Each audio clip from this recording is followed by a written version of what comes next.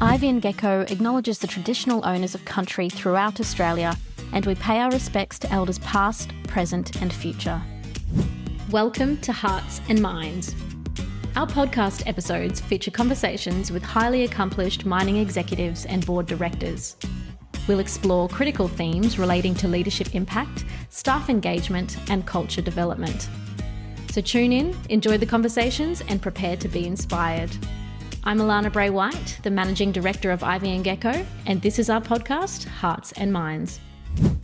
I've always had a core underlying drive to leave a team or an area that I'm working in a better place than when I got there. Our guest today is Brendan Harris, the Managing Director and Chief Executive Officer of Sandfire Resources, one of the largest copper-focused exploration, development and mining companies listed on the ASX. Brendan is an experienced investment banking and mining executive who has developed a broad range of leadership, commercial and technical skills.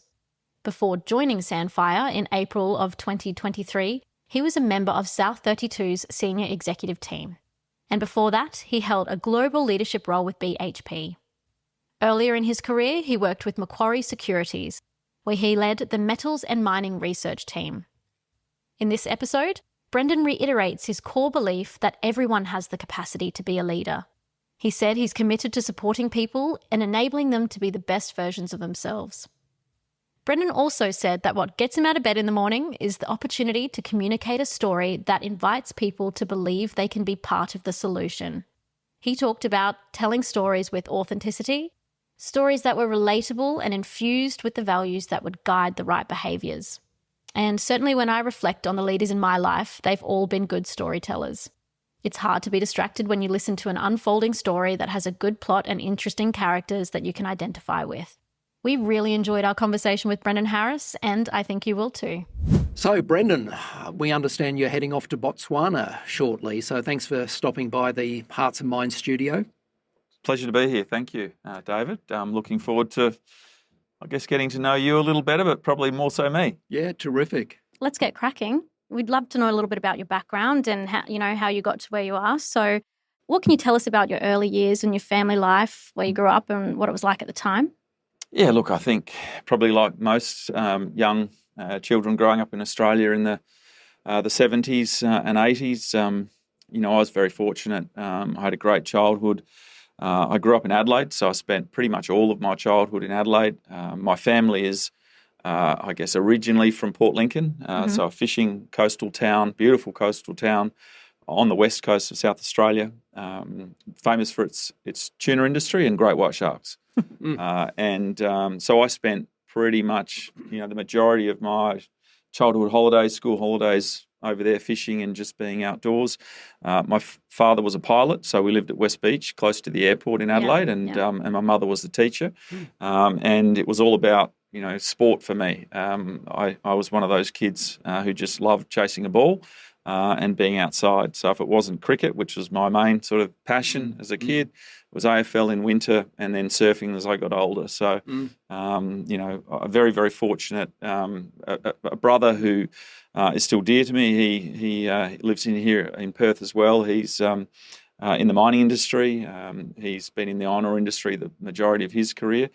So we both, funny enough, two Adelaide boys, find ourselves here in Western Australia and feel very lucky to be so. And did you learn to fly, Brendan? Oh, no, I didn't. I'm worried I'm telling you too much. I'm probably like a lot of kids who are in the teenage years when they watch Top Gun. Oh, yes. I walked out, I printed out the paperwork to go and join the Air Force. My dad was in the Air Force when he was younger, and then I realised how long I'd have to stay if I was to do the training, and I thought, well, maybe that's not for me. So, but yeah, I do love travel, but you'll ask me later, I think, what I find to be some of the more boring or mundane tasks, and I think flying in as a passenger is one of them. Okay. Yeah. So Maverick Harris wasn't to be? No, it wasn't. Thank God for the world. So you didn't join the army, but you did go to university. Did go to university. How did you find that experience? What did you enjoy or not enjoy about it? Well, maybe if we step back, I mentioned my brother. He was very, very successful academically, and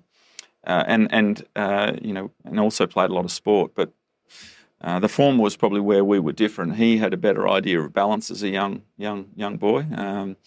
I really only grew to love the academic side of things much later. For me, it was all about, as I said, chasing a ball. Cricket was my passion. It was really only when I worked out that I probably wasn't that good that I realised I better get stuck in. And I actually took a year off university, worked in a surf shop. It was really good for me. Just, I guess, changed some of my perspectives, gave me a few different ideas about life and where I wanted to go. And I think the one thing I would say, though, the grounding of sport, I'd encourage any young child to, absolutely pursue their passion in sport because, particularly team sports, I think it really helps you to understand how you fit in amongst a team, how you can hopefully try and build success together. But also, the aspects of goal setting and trying to deliver and live your dreams, I think was a great thing for me because once I went away from university, I think some of those elements, the competitive instinct that sports brings out, made me realise I probably wanted to do a few things in life. And so I went back to university and, I said to you, I love the outdoors. That's really how I ended up in geology, in geophysics, because I had a teacher at school. I went to Emmanuel College. Cole Chalmers, I think, swimming tonight. He's a good Emmanuel College boy, as is Leighton Hewitt. Yep. And I think it's fair to say that I realised I wanted to do more. I went back and a geography teacher I had at Emmanuel really opened my eyes to the earth and the beauty of the earth and how the earth forms. And then I took that passion on into geology and geophysics. And is that, obviously that's the natural progression into mining for you then, exploring that a bit further? Or what was your motive for mining, per se? Well, I think probably like a lot of teenagers, you go through school, you build a passion for certain things, and then you find yourself at university and it's a course that somehow appeals to you. I'm not sure we're very good at helping people understand what that really means in terms of the next 30 or 40 years of your life. And so in many ways, I think I'm very lucky that because of my specialty in geology and geophysics, I found myself into the mining industry, which then just happened to be something that really stimulated me and excited me. I think that was more good fortune than anything else. Perhaps it was, the deep-rooted love of the earth. I mean, my first job was up in the Pilbara with Robe River Iron Associates, and I remember rather than sleeping in the vans because I was in remote exploration with a group of people, I would often roll a swag out in the back of a Toyota. And looking up at the Milky Way, I think what better place at that age in life. Fantastic. So what period of time was this, Brendan, when you entered the mining industry? Yeah, so that would have been in the mid-90s if I remember correctly.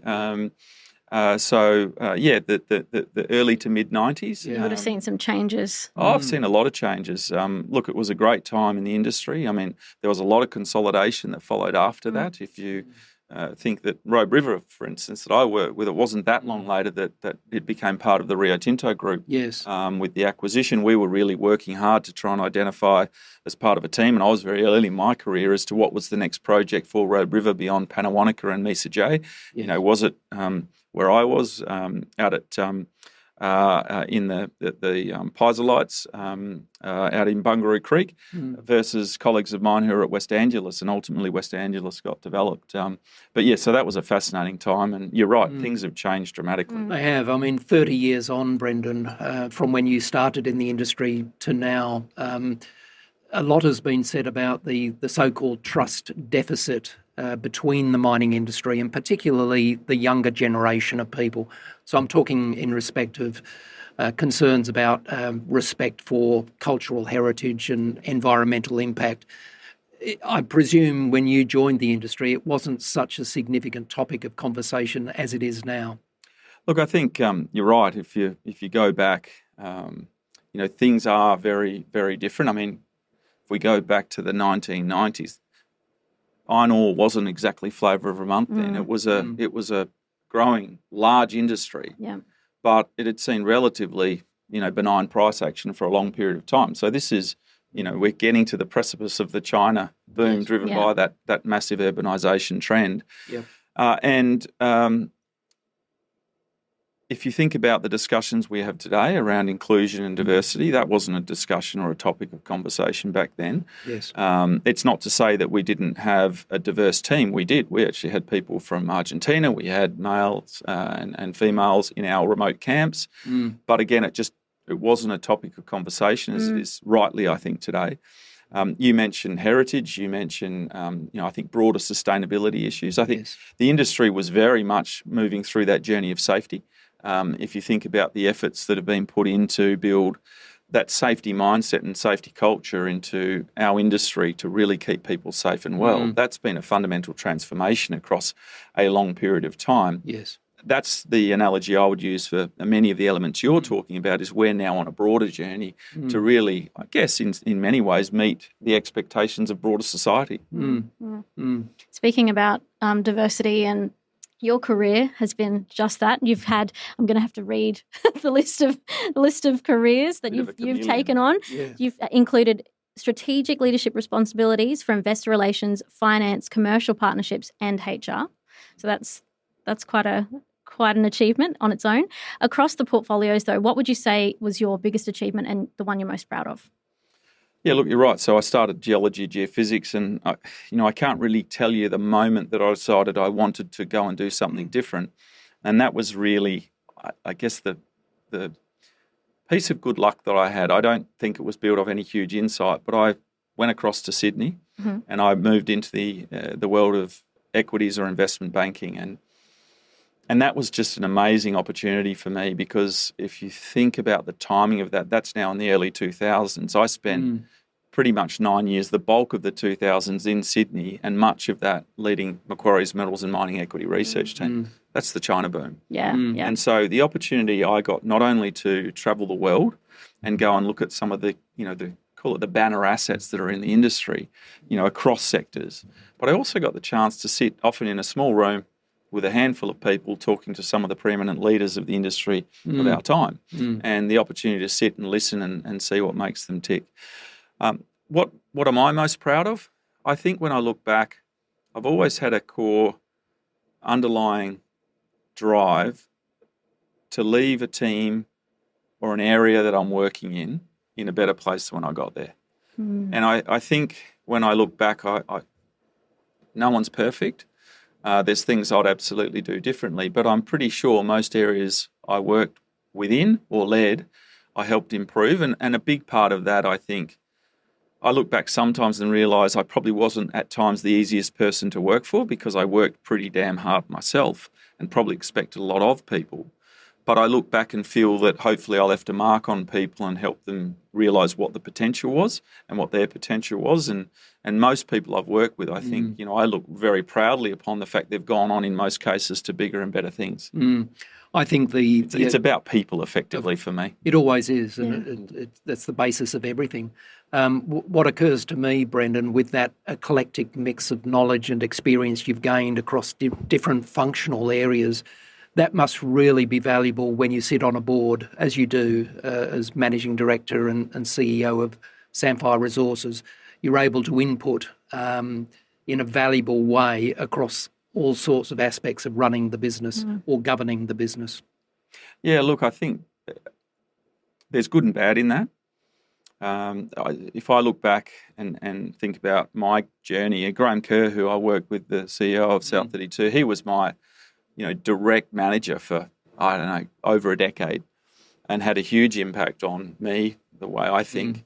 And one of the things he often would say to me is, I'm more coachable than most people he's worked with. I tend to reflect deeply. That's a bit of a compliment, isn't it? Well, I tend to reflect, or you probably needed a lot of work. Take it how you will. But, I do reflect deeply. I'm not always great at reflecting in the moment. And I often say to people as I've got older, don't just assume if I perhaps don't appear to have listened or heard you in my early response. You'll find I'll go away and soak on things, and I'll probably come back to you in a more reflective way, and hopefully in a more constructive way. And I think that's a big part of growing as a leader. To your point, I've got a very diverse, I guess, veneer, if you like, of background. I've got some real depth in terms of specific areas like the financial analysis and industry, I guess, analysis. But one of the challenges I find, and I'm always working at that, is I like to communicate. I like to work through things by talking. One problem, if you've had a lot of exposure to a lot of different things, is sometimes sitting back and listening rather than jumping in. Yes. So there, as I said, there's benefit with that. Yes. But it's being careful not to exercise the muscle too much. Yes. What does leadership mean to you? You've talked a lot about listening and the coaching that you've had over the years. Can you delve into that a little bit more for us? Great question. I mentioned earlier that I was very lucky in my time at Macquarie to spend some time and listen and actually have the quite unique and privileged chance to ask questions and then hear back from people. Plus, Macquarie is one of the most successful organisations that Australia has bred, if you like, and listening to people like Alan Moss and Nicholas Moore and just that exposure. Again, I think I was more luck than good judgment. I digress, but I say often in jest that I've been trying to refine my success equation over 30 odd years, and where it sits today is hard work, dedication, drive, passion, commitment, a little bit of smarts, and luck and timing. The former is about 20%, and 70 to 80% is luck and timing. The reality I've learnt, though, I think, is you very rarely get lucky if you don't do the former. And I know, people talk about that in a different way, but that's true for me. You actually find it difficult to find a substitute for the benefit of hard work and effort. And that's not necessarily the task-oriented things. It's the willingness to learn and listen and build your knowledge. You can tell you've really thought about this. You can tell it's something that you've, Well, I joke with people. At the end of the day, you still need a lot of luck, or it helps a heck of a lot. But a lot of that comes from just listening to some of these, Maurice Kloppers, Andrew Mackenzie, Chip Goodyear, Jack Nassar, these types of people, Graham Kerr, people who have operated at very high levels in our industry, Lee Clifford. And there's all little snippets from each of them. Like I look at Maurice Kloppers, if I can. Sometimes controversial, but if you look at what Maurice did through a vision of how an organisation should be structured, irrespective of whether he got it right all the time, deep vision in terms of how an organisation should operate, how it should be structured, but then the almost temerity to believe he could change commodity markets. The vision to believe he could fundamentally change commodity markets, and as a company, BHP could change the way that things like iron ore were priced. Yes. A building block of the global economy going into steel. What that really taught me is people who have the real confidence or belief in their convictions. Yes. Yeah. And that really had a major mark on me. And then you look at a Chip Goodyear just an amazing communicator who could have you eating out of his hand, buying into his vision and his dream. I think all of those things go into what leadership is for me. It's an interesting insight, Brendan, you make on the topic of commitment. As part of our research for our book, Smart Value, we interviewed a number of board and C-suite executive people, and what was very clear when we spoke to them was that the application of discretionary effort can have a very transformative effect on the success of an organisation. So once people get to the point where they are sufficiently engaged to go beyond the minimum requirements of their work, then anything can be possible. So I think that's a terrific insight in terms of the level of commitment and passion that people ideally would bring to their work. Well, and I think the ability of a leader to distill a vision and or a purpose tied to strategy and belief systems in a very simple way is so critical, because if you draw on the elements you were describing, that is a connection to something. It's a deep connection, which I sense is generally coming through belief. And so, that was one of the things that we did very early when I walked into Sandfire, is recognising the strengths of the past, the foundations of the organisation, was to say, well, but this is a company now going through a major transformation. Yes. the world is also going through a major transformation in terms of how it's looking to use our products, how dependent it perhaps is on our products. How do we connect people to that? And rather than me coming up with a narrative, we actually set about asking people around the organisation, so from around the world. And we effectively landed on a word cloud. And that word cloud, when we simplified it, said we mine copper sustainably to energise the future. And the critical thing for me with that is it's not what I wanted to say, or it's not what my lead team or what the board indeed wanted to articulate. It came from our teams right around the world. Yeah. And that's something they can connect with. Yeah. It's a very meaningful tagline, and it reminds me that the values and beliefs really are the glue that binds a culture. And if people align with the corporate values of an organisation, then they're much more likely to be engaged, and that will mean that they make a more valuable contribution over a longer period of time for their business. I think that's right, and we've also got to realise that whether we're leaders or operating at any level of the organisation. By the way, I should say one of my, core beliefs is that everyone is a leader. Yes, right, and agreed. Really driving that belief system within the organisation. But the reality is we're not all at our best every day, and I think making sure people realise that's okay, and then how do we have an environment that supports people and then over time helps people come out of that and be their best. Yeah. And I think, that's something that only happens when you actually have a collective group of people that are purpose-driven and really have passion and belief in what they're doing. And I think walking into Sandfire, the one thing I found was just this underlying belief in who they want to be as an organisation and collectively as a group of people, how proud they were to be part of Sandfire. Yeah. And so whilst we need to evolve and transform and change as we're becoming a global organisation, how do we make sure that we harness that and build off of that without breaking that? Yeah. And that's an interesting challenge in itself.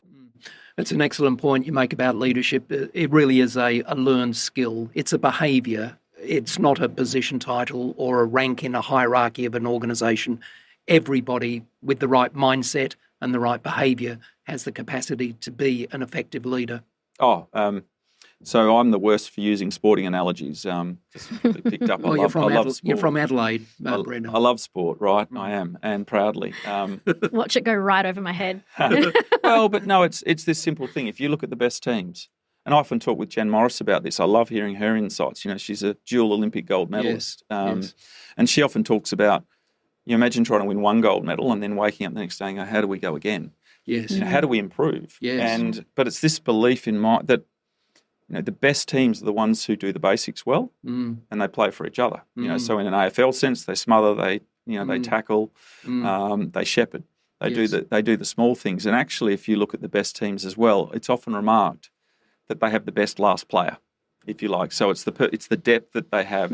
So it's this core belief that it's around creating a team environment where everyone has the opportunity to be a leader, everyone has the opportunity to make a difference. And I think what goes hand in hand with that, and this is something that if you'd asked me 5 years ago, I would not have had any connection with, or I wouldn't have had my own belief system, if you like, around, and that is that systems and processes are right at the heart of culture. Yes. And I think having the right fit-for-purpose systems and processes linked to the way that you structure as an organisation, again, having confidence in your beliefs, because there are multiple choices you can make, but then being very, very decisive and then acting with intent around how you set an organisation up, to me is absolutely critical because, we talk a lot about psychological safety today, and I don't think it's intuitive for a lot of people, but as I've thought more and more about it, having good systems and processes, I think, helps bring psychological safety because it brings order.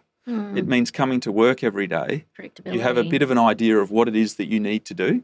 You have a bit of an idea about what is expected of you, what good looks like, but also with good systems and processes, hopefully over time there's less chaos.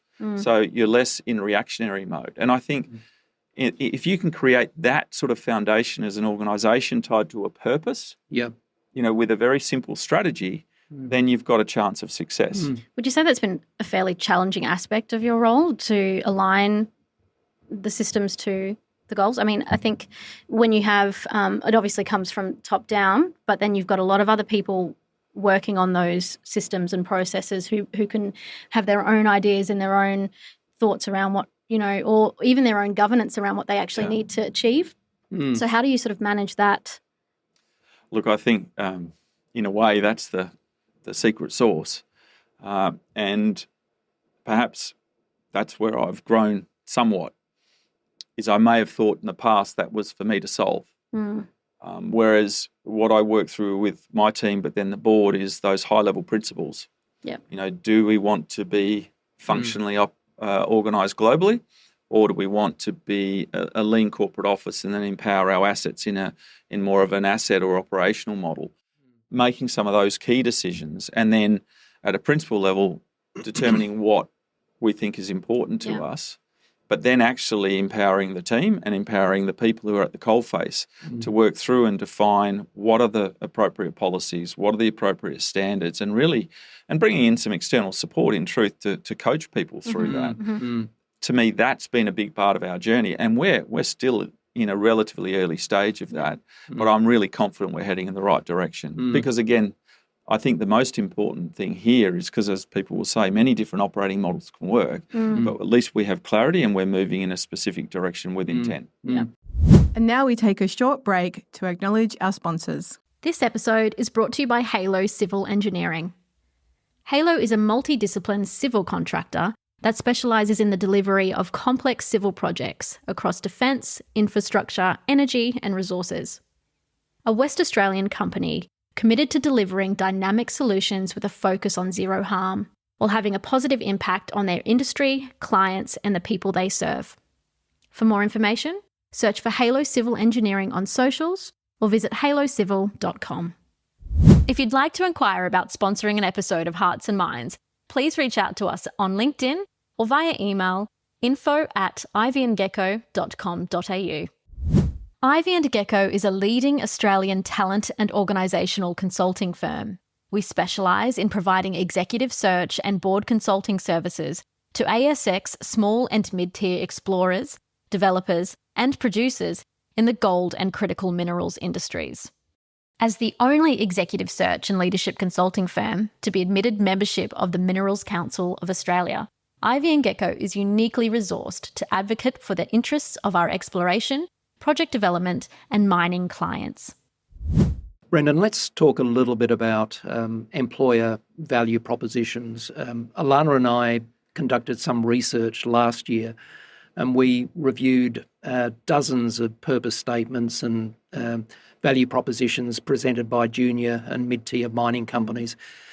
We came to the conclusion that many of those companies overfed but undernourished their staff by way of presenting claims and promises that were quite bland and, we thought, uninspiring.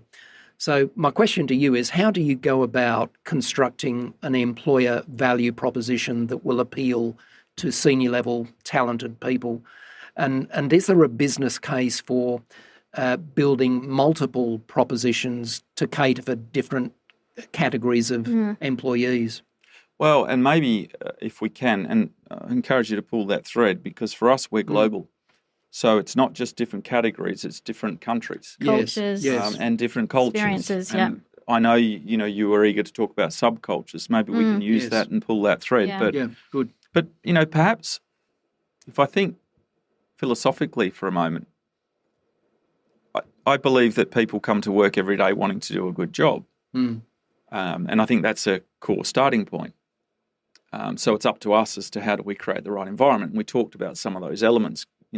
As an old colleague said to me, systems, processes to some extent are providing the airbags for people. Right. A degree of protection. Good analogy. A bit of clarity. Yeah.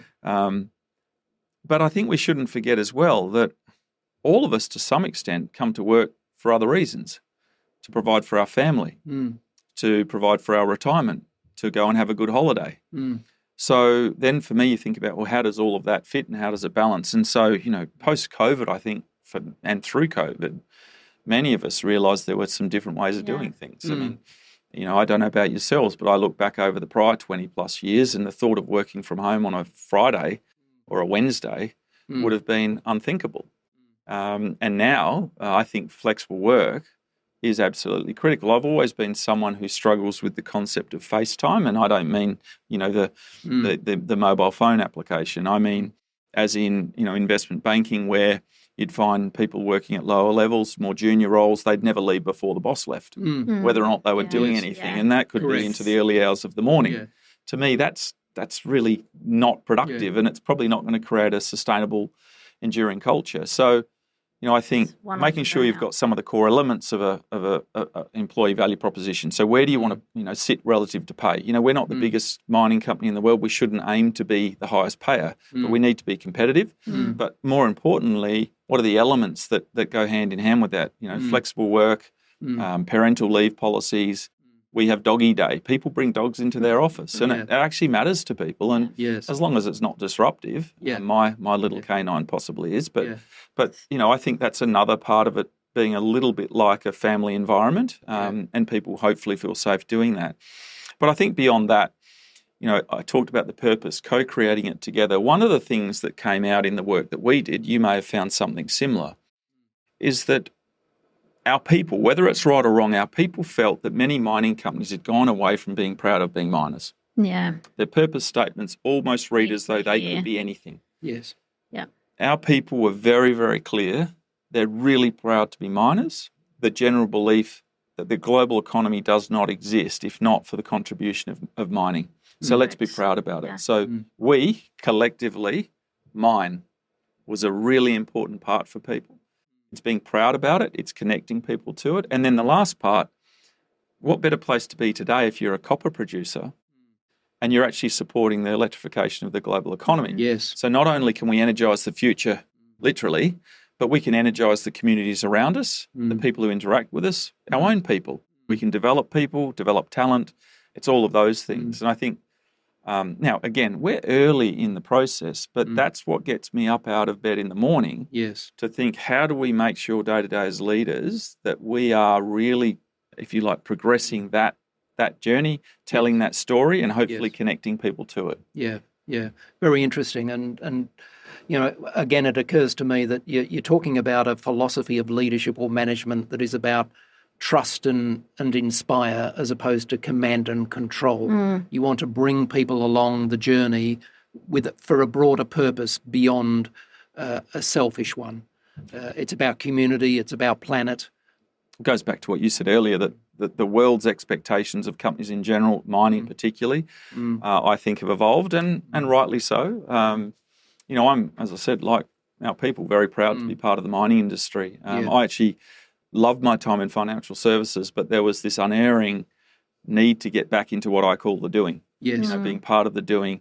You go to places like Spain, the team that's built, our team that's built the Mateo mine in Botswana, and you see the impact that's having, and the impact it will have over decades there. We should be very proud of that as an industry. I think as Australians, we should be very proud of the contribution we make to the sector in terms of talent, the capital that gets provided. It's quite extraordinary, actually. Bringing back to the cultural aspect that we were talking about at the start and the subcultures, obviously companies are very supportive of multiple subcultures within the organisation, providing it links back to that core value and that core culture. Can you talk to me, though, about experiences of where this has become toxic, when the subcultures have not followed the path to, the greater value and core message? Yeah, so I think I'll give you the direct answer, then the tangential one. The direct one, I think you've got to have a very clear set of policies that when people breach the things you believe are sacrosanct, you've got to deal with it. Yeah. And hopefully you get it before it becomes so challenging that there's only one outcome where someone or groups have to leave the organisation. And I've seen that happen in organisations. I'm sure we all have. So I think it's being very clear of what your principles are, because everyone's always watching. It's an element of leadership, the shadow of a leader. Everyone is always watching, so they're looking to see how you react. The slightly tangential perspective, if you think about subcultures, and if you think about, at least my perspective, and others may disagree, but Australian corporate history, we've had multiple companies that have embarked upon global domination or global growth and have failed. Not only in mining. There are examples in mining, clearly, but there are examples in industrials, financial services, etc. And the one element that seems to be apparent to me is where we try and export Australian culture to other locations and almost go into the telling mode of, no, we know this works over here, and we assume we can transplant it and it will work over there. Yeah. And it just doesn't all the time. It's not always something you can replicate. So when I think about the elements, we talked about the systems, the processes, the behaviours, the beliefs, and all of those things, which as someone described to me is about storytelling. Storytelling such that people can connect. It's being authentic so people can connect to it. Yep. And hopefully then they share their beliefs. And once people share their beliefs and how they connect, it's amazing how you then truly have a level of engagement. Yeah. But so then when I think about that overseas is how do we set standards, policies and procedures in a way which define, if you like, the minimum expectations. But we say to our colleagues, but it needs to be Spanish. Yeah. Yes. Yeah. You need to interpret this. So when, the board arrives or I arrive or our owners arrive, they can tell it's a Sandfire operation. They can tell that the things we hold dear are evident, but it's in a Spanish way. Yes. Or it's in a Botswanan way. And I had a funny conversation on my first visit to Spain. I said to the team there, and if you think about the recent history, I said, you've got the best tennis players in the world. I go back to sport, you see. Yeah. You've got the best tennis players in the world because Alcaraz, is it? Had just won his first Wimbledon. Nadal, of course. Well, exactly. Nadal before him. I said, well, you got the best golfer in the world because Rahm, I think, had just won the Masters. Right. I said, I know you're going to tell me you think you've got the best soccer players in the world or football players, of course. They say, yeah. So I said, how about we show them we've got the best miners in the world because they're Spanish, not because we want to change the culture. I spent on arriving, I took advice from a friend who's in the financial services industry in Sydney about spending time, take the time early on because you'll run out of time later. So I actually went and spent a good period of time just sitting in and around the mine in Matza, as I said, up in the region of Andalusia when I joined. And it wasn't so much to believe I'd learn everything about the mine. I just wanted to understand the culture. And when you think about how the beautiful way the Spanish people there live in these villages, to think that you're going to fundamentally change their way of living is fairly unrealistic. Yeah. So how do you leverage it? And so, again, to me, that's embracing a subculture so long as it looks and feels in the way we want it to, so long as it holds the things we hold dear, also dear to it. In other words, keeping our people safe and well at the heart of it. I think it's so true that to lead, you have to know what you're working with, who you're working with from such a broad spectrum of issues and culture, that without that education piece, it just doesn't, it falls flat. And you've seen it so many times in businesses where they've been taken over by a South African company or a British company, and they come in and everyone's, their backs are up and they don't want to move. And it's critical, I think, to... I agree. I mean, there's a litany of examples, but at the risk of upsetting a company may listen to this, I'm not going to mention them, but there are a litany of examples where, Australian companies have gone overseas and believe, well, this is the secret sauce, we'll export it. It doesn't work. But again, I think there are those elements that you want to make sure are universal. Because otherwise, how does an organisation connect? How does it seamlessly work together and collaborate? So look, I'm also very mindful of trying to position that as a finished product for us is it would not be true. It wouldn't be authentic. That's where we want to get to. That's if you like a big part of the vision. It's something I talked about with the board, before I joined the organisation. We're on that journey, but much to do. Yeah, very good. Brendan, in terms of opportunities and challenges broadly for the mining industry, what most concerns you about the current state of the Australian mining industry and what needs to be done to improve the situation? Well, I was thinking, one of the things we talked about coming into this is how has the industry changed? And, lots of things have changed. But, I reflect on even in the last 10 or 15 or 20 years, I think the amount of information that's readily available at people's hands, particularly from a market perspective, and the way that news hits the headlines so quickly, I think we have much more volatility. Yes. People, I think, watched the China cycle and felt obviously that was a once in a generational boom. Yes. But it was easy to forget. I went back and looked, this is in a past life, at cycles across the last 100 years, and most of them, if you're lucky, if they're 18 to 36 months long. So you generally don't have a lot of time. So in other words, if you're just planning for the next cycle, you've got a big problem. You've actually got to plan well beyond that and think longer term. But I think, in terms of the amount of information we get and the volatility of that information, we've got to be very careful to again, be very clear on our strategy and stay true to the course. I think beyond that, if I look at Australia specifically, I've gone around the world over the last 18 months and people will regularly ask me about industry-wide cost inflation. And I sort of intentionally answer it with a bit of a quizzical response of, tell me what you mean. And that's because when we get down to it, I say, oh, you mean inflationary pressure in Australia, particularly maybe Western Australia, or call it the Western world.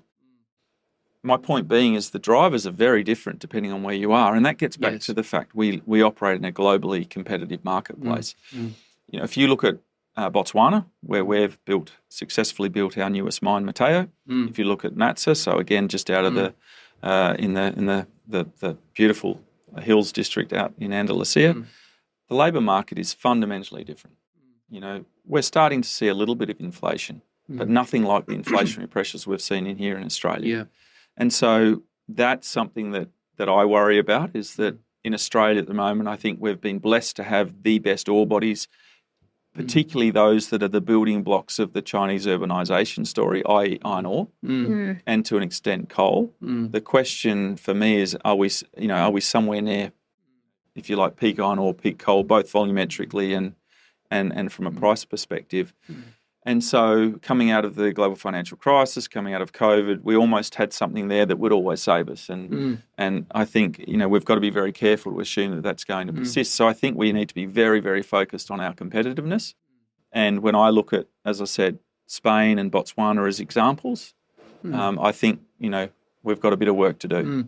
It's a very interesting point about the variation in costs between international jurisdictions. We service a number of Ghanaian gold producers, and their all-in sustaining cost is nothing like what we experience here in Australia. So it's all relative, isn't it? Well, I think, we're very lucky, or again, goes back to hard work and innovation, ingenuity. Australia's got very high levels of productivity generally, if you look at the sorts of performance we get in underground or open cut mines. But, we've been steadily working hard to erode that through labour costs, and it gets back to that scarcity of labour. Obviously, there's been a drive for immigration. The problem is we don't have housing, and so there's this almost circular reference that's very difficult to solve. And I just think, again, we're not here to talk about solutions, but that's something, to the heart of your question that I think we should all be somewhat concerned about.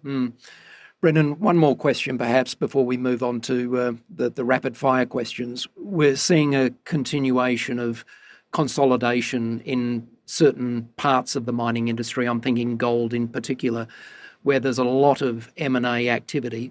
Now, Sandfire, of course, is a copper-focused organisation. Where do you see the corporate landscape several years out from now in terms of possible consolidation? Yeah, so as a miner, I'm also an ex-equities analyst and market, I guess, follower. So I think the cycle's always with us, and fear and greed will always be there. Yes. And to believe otherwise, Basic instincts. Basic instincts that have driven a lot of behaviour over the past decades, will probably continue to drive a lot of behaviour. So the cycle's always with us, and those behavioural traits are as well. Look, I think when you look forward today, the bulk commodities have been very, very strong for obvious reasons. I think we're very fortunate here in Australia. The volumes that will be produced over the coming decades are at an order of magnitude higher. So we'll continue to benefit from that, but you may not get the same sort of margin or cash generating potential. But I've said that for a while and probably been wrong. But I think there is a degree of inevitability in that. But on the flip side, there's such an opportunity for critical minerals, and obviously in our space, copper. I think the world recognises that the large Chilean, Andean, Peruvian and you would have seen the news today with BHP in Argentina emerging. These ore bodies have been very, very large and significant suppliers of the world's copper demand. They're getting deeper, they're getting older, the grades are declining. They no longer have access to the salars, the aquifers, so they've got to desalinate and pump water up the hill. All of that's impacting their cost structures, and over and above that, there's a lot of capital to go either to sustain or bring new mines into production. And so my suspicion, therefore, would be that, as we've seen with my old colleagues at BHP, they've been looking very aggressively to add copper exposure. As I said, an announcement today vis-a-vis Argentina, obviously Anglo-American recently, and then the Oz Minerals transaction. I think there's a strong recognition that the world's going to need a lot of copper to electrify, but it's not absolutely clear where it's coming from. So I would suspect that on average prices will be higher than they have of recent times to induce new supply. But it also means that I think you'll see a very, very buoyant M&A environment and further consolidation. So, I think that's just a natural part of the industry where the large companies over time, they divest the assets that are getting older towards the end of their life, and they're looking to add at the other side of the equation. And that provides a lot of risk, but also a lot of opportunity for companies like us. And I think that'll continue to be the case. So in a way, if we look back over the last decade, we sort of went through a bit of a hiatus with regards to consolidation. If you remember the 2000s, there was an immense amount of consolidation. I think we're entering a period of more consolidation. Interesting. And just on the leadership piece, I'm sure that makes it challenging as well, the M&A in the environments and bringing in new companies and new staff, I think, and particularly in the mid-cap mining space, they do it very well because they do it a lot. Yeah, look, I think, for me, focus on what you can control. Yeah. You would have seen Alcoa Alumina Limited transaction occurred. That was the transaction, and I remember when I was in the equity markets that everyone said was going to happen almost immediately upon the demerger of, the old WMC group into Resources and Alumina Limited. It almost took 20 years, I think. So, again, be careful getting, too caught up and focused on what could happen or what may happen. Focus on the things that you can control. Good advice. Good. Yeah, very good. Well, we've got a few rapid-fire questions here to end on hopefully a lighthearted note. Thank you for your time so far. That was really insightful, I think, Dave and I. Fabulous. Yeah, great. Okay, let's go. When you think about people who have shown great leadership, who is one of the ones you admire the most and why? Yeah, look, I mentioned him already. Slightly controversial, Maurice Kloppers. I've been lucky to meet a lot of what I call smart people. Maurice is on another level, but just the courage he had to take things on that I don't think many people would have, to fundamentally change the way the commodity markets operate. Those building block commodities that really feed the global economy, i.e. coking coal, iron ore, etc. I think quite remarkable, and I think sometimes probably that's forgotten, possibly because it benefited a number of companies, but the benefit to Australia of the shift to index pricing, I don't think anyone's calculated it, but there's a lot of zeros. So, I really admire the courage, but just the capacity to contemplate how you would do that and then to execute. And the confidence to get it done. The exactly. Belief, the deep belief to make it happen. And it was the right thing. I think Maurice didn't do everything right, and I don't think he'd mind me saying that. He's human. But I think that shift, it was profound. I think I know the answer to this next one, but if mining wasn't an option, what would you do? Well, there's a lot of answers I could give, but if you think about it, I left mining to go into financial services and came back to mining. So I think the reality is that the world needs mining. It's the building block of the global economy. Without mining, I'm not sure this room doesn't exist. I think I'd be in mining somehow. I like the You'd create it, yeah. Well, I like the beauty of commodity economics. I thought you were going to say cricket. Yeah, I genuinely thought you were going to say cricket. Yeah, I did. I could say professional surfer or professional golfer, but I think reality is, I feel very privileged to be part of the mining industry. Yeah. Good on you. Good. What's your favourite football team? Oh, okay. So I mentioned Graham Kerr before, a good friend and obviously a very influential person in my life over time. He thinks it's the great dichotomy. So I said I'm from Adelaide. I'm a paid-up member of the Port Adelaide Football Club. But I'd say secondly, I'm a very passionate Chelsea supporter in the Premier League, and you could probably argue they're from slightly different parts of the world. Yeah, indeed. And what are Port's prospects of a finals berth this year? Well, I thought you were going to ask me about Chelsea. My son was born in Chelsea, you see, so that's probably part of the connection. Port's prospects, look, I'm also a season ticket holder of the Dockers, so I'm backing 2 Port teams at the moment. Sitting on the Hopefully fence. I'll get one through. We'll get one. I hope for Graham that they finally have success. Look, I think Port's got some real talent, and they'll give it a shake. Probably not their best season to date, but hopefully it clicks at the right time. Yeah. Favourite book? I've got 2. So Turn the Ship Around, I think, is an excellent leadership book, particularly for people like me who need to be a little bit excited about it as I read. It's not mundane. It's a chap who's, an officer in the Navy who is tasked with turning the culture around of a nuclear submarine. So if you sort of find that interesting, just the fact it's the military, it's got a nuclear reactor underwater, and it's all about leadership. It's a good book. I learned a lot about that, very much a story around empowerment and taking risk in leadership. And then the other one, which I think is a bit of fun, I said to David the other day he should read it. It's Confessions of an Economic Hitman. And I think that's a really good book. I don't know if it's quite true, but if we assume it is, it's quite insightful for some of the things going on in the world today. Who is the author of that one, Brendan? So the 2 authors, I think, are Perkins was the latter, Confessions of an Economic Hitman, and I think it was Marquette, ex-military, for Turn the Ship Around. I hope I've got that right. Yeah. What's your favourite Aussie holiday destination? Again, 2, if I can, Rottnest. I love taking the family to Rottnest. Snorkeling? Every Australian should go. Just spending time on the water. Yep. What a spot. And Noosa. So again, you probably get a sense for my warmth and outdoors and beaches are fairly high on my priorities. And so, feel very fortunate. My wife's family's up around the Sunshine Coast. So I feel very fortunate to be able to go up there and feel like it's home as well. I'm from Brisbane, so I can great. vouch for Noosa. Yeah. Okay, so what bores you? What bores me? Small talk at functions and dinners. Yeah. Yep. I struggle with it.